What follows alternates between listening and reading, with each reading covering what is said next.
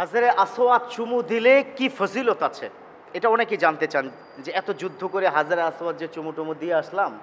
আবার অনেকে বিভিন্ন মানে মতানক্য। আজকে আমি হাদিস থেকে দুটো হাদিস শোনাবো, দুইটি হচ্ছে সহিহ হাদিস। তিরমিজি শরীফের দুটো হাদিস যে হাজরে আসওয়াদে যারা চুমু খেয়েছে তাদের সম্পর্কে। সবার আগে জানতে চাইব হাজরে আসওয়াদ কিভাবে এলো, তার ইতিহাস কি। সাইয়েদানা ইব্রাহিম আলাইহিস সালাম, ইসমাইল আলাইহিস সালাম বাপ বেটা মিলে পুরো কাবাগর পুনর্নির্মাণ করলেন। পুনর্নির্মাণ করার পর হাজরে আসওয়াদ যেখানে এখন সেট আপ করা আছে এই জায়গাটা একটু ফাঁকা রাখলেন, কারণ আল্লাহ বলেছেন তোমার জন্য একটা বিশেষ সারপ্রাইজ আছে। বলে একটা ছোট্ট ফাঁকা আছে, এই এই ছেলে এক কাজ করো তো, এটার জন্য একটা একটা পাথর নিয়ে আসো, এই লাস্ট এই ফাঁকাটা দিয়ে এটা পরিপূর্ণ করে দেই। সাইয়েদানা ইসমাইল আলাইহিস সালাম তিনি বললেন খুব ক্লান্ত, এখন পারবো না। ইব্রাহিম আলাইহিস সালাম তিনিও বসে আছেন। হঠাৎ করে দূর থেকে একজন বয়োবৃদ্ধ মানুষ সাইয়েদানা ইসমাইলকে ইশারা দিয়ে ডাকলেন। তারা তো আশ্চর্য, এখানে তো কেউ ছিল না, হঠাৎ করে দূর থেকে কে আসলো, কোথা থেকে আসলো, তাড়াতাড়ি ইসমাইল সেদিকে যায়।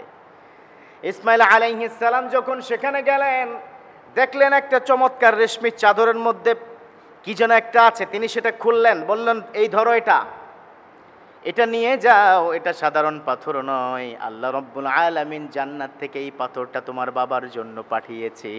সুবহানাল্লাহ, জান্নাতি পাথর, যাও সর্বশেষ ফাঁকা জায়গায় তাকে এটা দিয়ে দাও।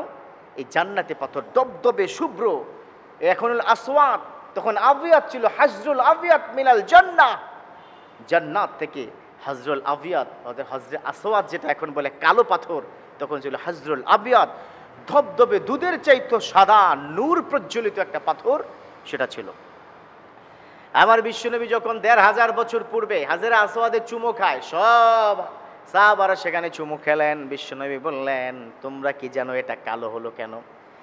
এটা সাইয়েদানা আবি মিল্লাতা আবিকুম ইব্রাহিম, তোমাদের যেই বাবা ইব্রাহিম আলাইহিস সালাম তিনি যখন এটা পেলেন তখন এটা ছিল ধবধবে সাদা, চুমু খেতে খেতে এটা কালো হয়ে গেল, কালো হয়ে গেছে।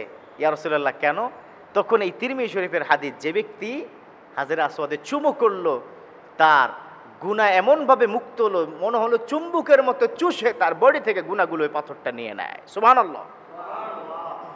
তার মানে হচ্ছে তিরমিজি শরীফের সহিহ হাদিস, চুমু দিলে গুনাহ চলে যায়, কিন্তু কোন গুনাহ? সগীরা গুনাহ। কবিরা গুনাহ তওবা না করা পর্যন্ত কোথাও চুমা দিলেও কাজ হবে না। কাবাগরকে যদি আপনি জোরে আর কি ধরলে কিন্তু কাজ হবে না। হ্যাঁ, জোরে ধরে তওবা করবেন, কবিরা গুনাহ মওকুফ।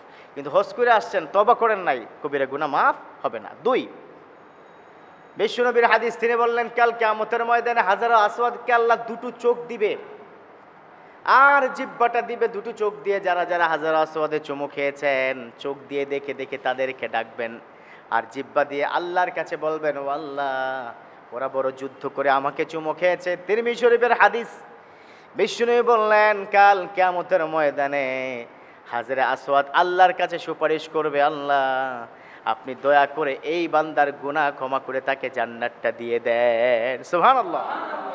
তার মানে হচ্ছে হাজরে আসওয়াদ এটা কিন্তু ফজিলতপূর্ণ। তিরমিজি শরীফের দুটো সহিহ হাদিস বললাম, কিন্তু এই হাজরে আসওয়াদে চুমা খাইলেন আর বাটপারি করে গেলেন কি পৃথিবীতে বৈশা।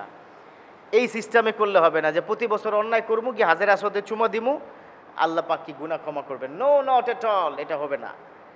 আপনি হাজরে আসওয়াদে চুমা দিলেই সব গুনাহ ক্ষমা হবে, সেটা সগীরা গুনাহ, কবিরা নয়। অতএব আল্লাহ পাক আমাদেরকে বুঝার এবং সুন্দর করে হক আদায় করার তৌফিক দান করুক, পড়ুন আমিন।